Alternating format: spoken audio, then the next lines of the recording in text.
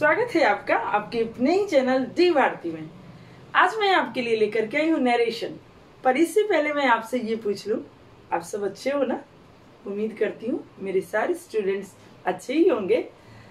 Narration जितना जरूरी retain के लिए या फिर एग्जामिनेशन के लिए है, उतना ही जरूरी आपके बोलने के लिए भी है।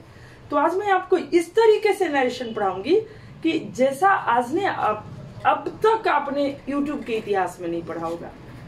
तो ये पहली बार मैं एक एक चीज को इतनी बारीकी से बताऊंगी। थोड़ा टाइम लगे तो ठीक है, पर इतना सीखो कि जितना मैं आप अपने आप को सेफ महसूस कर सकूं, जहां पर आपको लगे कि मैंने बहुत अच्छे तरीके से सीखा है। तो चलिए बिना समय गवाए हम चलते हैं नरेशन की ओर। सबसे पहली बात कि अगर नरेशन हमें सीखना है, नरेशन का मतलब क्या होता है? कथोपकथन। मतलब क्या? ये बातें तो पहले नहीं पढ़ रही होगी, बिल्कुल नहीं पढ़ रही होगी, पर मैं बता देती हूँ कि जब किसी की कही गई बात को कोई दूसरा व्यक्ति कहता है तो वो क्या कहलाता है? नरेशन कहलाता है। इसका मतलब कि इसके दो काइंड होंगे। एक तो पहले वाला, टू काइंड्स होना तो स्वाभाविक है। एक तो पहले वाला जो पहले किसी ने कही, ओरिजिनल सेंटेंस, और दूसरा जो उसको दूसरे ने कही। तो इस तरह से नरेशन के दो काइंड्स हो जाएंगे। पहला हो जाएगा डायरेक्ट स्पीच और दूसरा हो जाएगा इनडायरेक्ट स्पीच। डायरेक्ट स्पीच में क्या होता है कि जब कोई अपनी बात को हुबहू कहता है, जब किसी ने अपनी बात को हुबहू कही तो हो जाता है डायरेक्ट स्पीच। जैसे क्या हो गया? He says to me he is my friend. He says to me he is my friend. उसने कहा कि वह मेरा फ्रेंड है, वह मेरा दोस्त है। तो ये हो गया आपका डायरेक्ट स्पीच। अब इसका इनडायरेक्ट स्पीच क्या होगा? He tells me that he is my friend. He tells me that he is my friend, यानी उसकी बात को ही दूसरे तरीके से कह दिया गया, दूसरे आदमी ने कहा।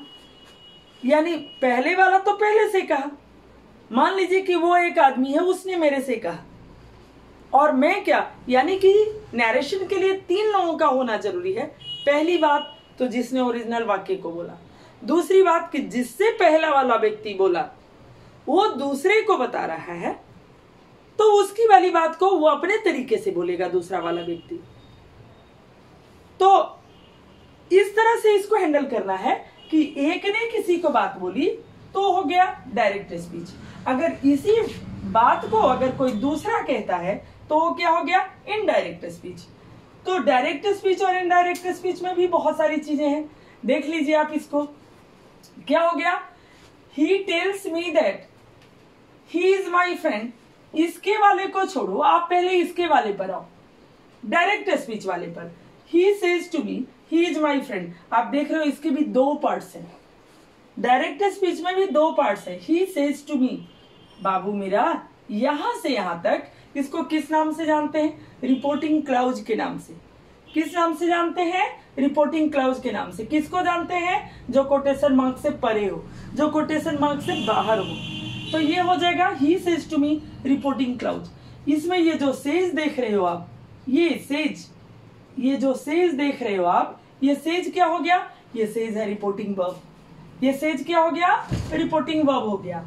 और ये जो इसके अंदर कोटेशन के अंदर है, ये कोटेशन क्या हो गया आपका? रिपोर्टेड स्पीच हो गया। ये कोटेशन क्या हो गया? ही इज माई फ्रेंड। ये कोटेशन आपका रिपोर्टेड स्पीच हो गया। अब देखिए, सबसे पहली चीज जो माइनर चीज है, पहले उसको एक लाइन में समझ लीजिए, फिर हम लोग आगे चलते हैं। जैसे यहां पर रिपोर्टिंग वर्ब जो है सेज है, से आए, सेड आए, इसको किस चीज में चेंज करेंगे? Says, say, said. Convert says, say, said into tells, tell, told respectively. अर्थात सेज को टेल्स में, से को टेल में, सेड को टोल्ड में बदल देंगे। उसके बाद इसमें जो टू है, इसमें जो टू है, इस टू को बदल देंगे, टू को हटा देंगे। Remove to from reporting clause. अगला, रिमूव कोटेशन यानी इन्वर्टेड कॉमाज को हटा देंगे and write that in place of that. अब आप देख लो कि राइट जो इन्वर्टेड कॉमाज को हटा करके, इन्वर्टेड कॉमाज को हटा करके जो हम दैट लगाएंगे, इसकी जगह हम और भी चीजों को लगा सकते हैं, लेकिन वो कंडीशनल होगा, सेंटेंस पर निर्भर करेगा। तो सबसे पहले हम इन चीजों को देखेंगे। एक बार आप इसका स्क्रीनशॉट ले लो। यहां देखो आप, अगला जो फॉर्मूला है आपका सन फॉर्मूला है। इसको सन फॉर्मूला के नाम से जाना जाता है इंग्लिश में, लेकिन बहुत आसान और बहुत आसानी से समझ पाने योग्य है। SON 1 2 3, S के सामने 1, O के सामने 2, N के सामने 3। What does it mean, my dear kids? It means ना, ये 1 का मतलब ये समझ लो कि ये पर्सन है। ये क्या है? पर्सन है। कि अगर मान लीजिए कि रिपोर्टेड स्पीच की बात हो रही है, ये सारी चीजें किस में होगी? रिपोर्टेड स्पीच में। कि अगर रिपोर्टेड स्पीच का पर्सन, रिपोर्टेड स्पीच का person, I am not talking about reporting clause, I am talking about reported speech. तो अगर रिपोर्टेड स्पीच का पर्सन फर्स्ट पर्सन होगा तो सब्जेक्ट के अनुसार बदलेगा, सेकेंड पर्सन होगा तो ऑब्जेक्ट के अनुसार बदलेगा, थर्ड पर्सन होगा तो कोई चेंज नहीं होगा, there is no change at all. और अगला जो रूल है कि अगर रिपोर्टिंग वर्ब प्रेजेंट या फ्यूचर टेंस का हो, यानी जो से, सेज रहता है, अगर ये से, सेज रहे, सेज या से, ये सारी चीजें रहे, अगर प्रेजेंट या फ्यूचर टेंस का रहे तो उसका टेंस परिवर्तन नहीं होगा। तो उसके टेंस में, यानी रिपोर्टिंग स्पीच के टेंस में किसी तरह का परिवर्तन नहीं होगा। लेकिन इसके ठीक उल्टा, अगर रिपोर्टिंग वर्ब पास्ट टेंस का हो तो रिपोर्टेड स्पीच में ऐसे बदलाव होगा। देख लो इसके जस्ट बाद।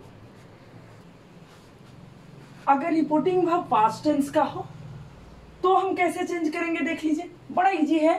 प्रेजेंट इंडिफिनिट को चेंज करेंगे पास्ट इंडिफिनिट में, प्रेजेंट कंटिन्यूअस को चेंज करेंगे पास्ट कंटिन्यूअस में, प्रेजेंट परफेक्ट को चेंज करेंगे पास्ट परफेक्ट में, प्रेजेंट परफेक्ट कंटिन्यूअस को चेंज करेंगे पास्ट परफेक्ट कंटिन्यूअस में, पास्ट इंडिफिनिट को चेंज करेंगे पास्ट परफेक्ट में, पास्ट कंटिन्यूअस को चेंज करेंगे पास्ट परफेक्ट कंटिन्यूअस में। उसके अलावा जो पास्ट परफेक्ट आएगा तो पास्ट परफेक्ट में कोई चेंज नहीं होगा, एज यूजुअल पास्ट परफेक्ट में ही रहेगा। पास्ट परफेक्ट कंटिन्यूअस होगा, उसमें भी कोई परिवर्तन नहीं होने वाला है, बाकी सब एज यूजुअल रहने वाला है। चेंजेस कहां पर होंगे? बस इन 6 सेंटेंसेस में।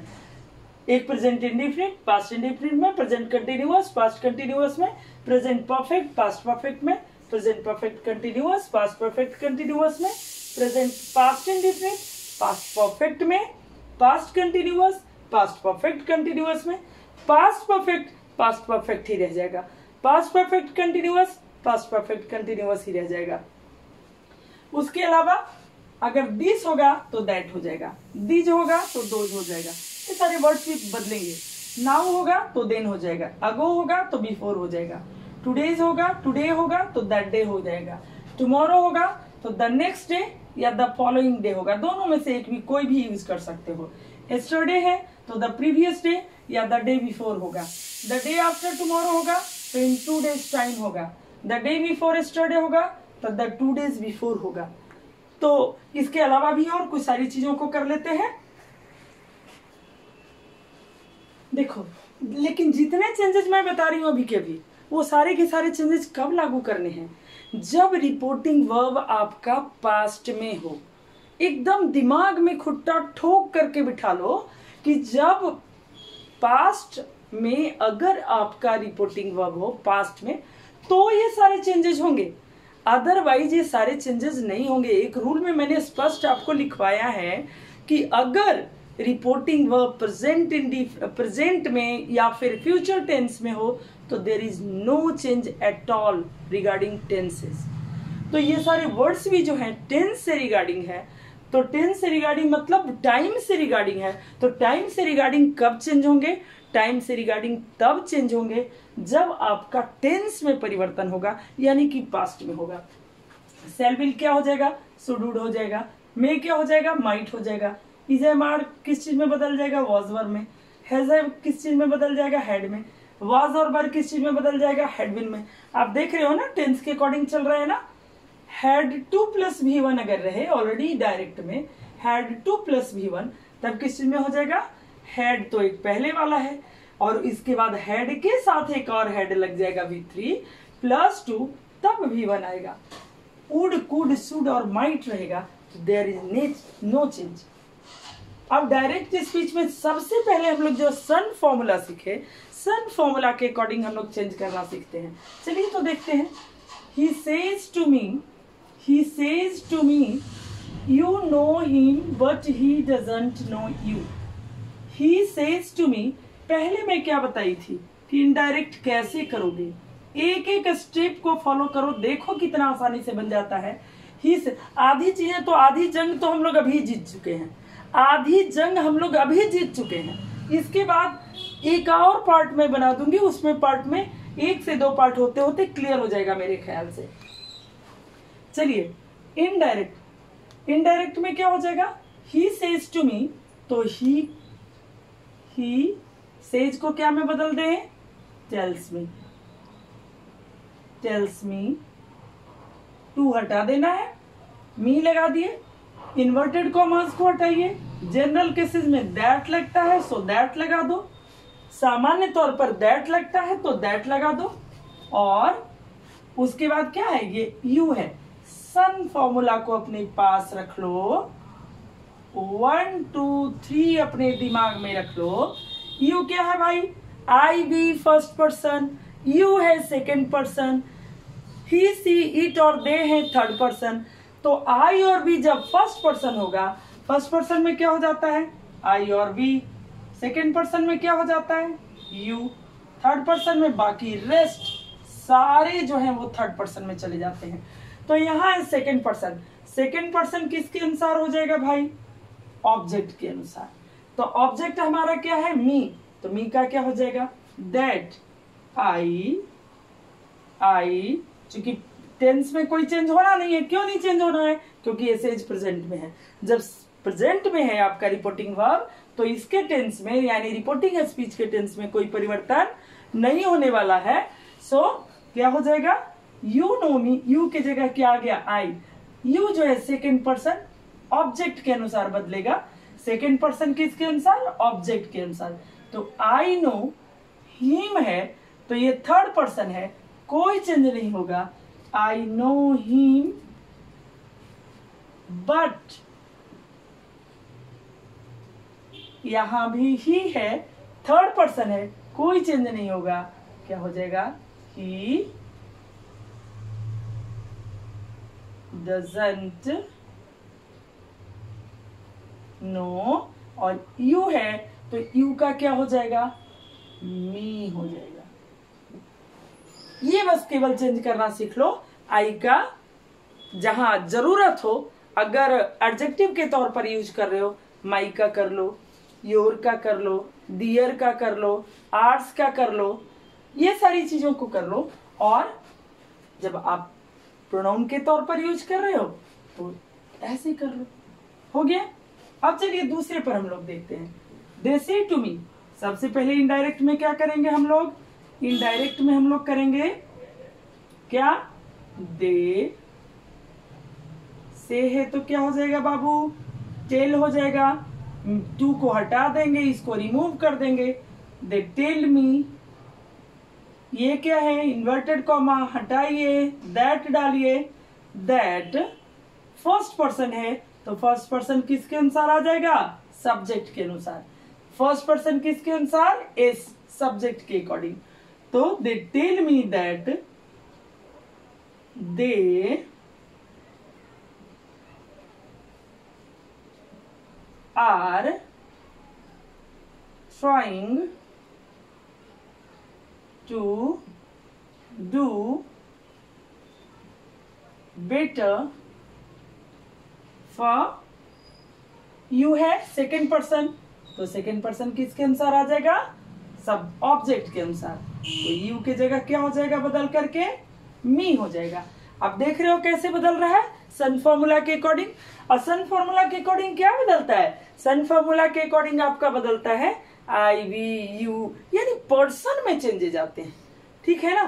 तो इसको आप एक बार कर लो और उसके बाद मैं आपको टेंस के अकॉर्डिंग, अभी मैं क्या बता रही हूँ, सन फॉर्मूला के अकॉर्डिंग कैसे परिवर्तन होता है पर्सन्स में, और अब जो मैं बताऊंगी वो टेंस में चेंजेस 8-10 हम लोग उसका भी कर लेते हैं।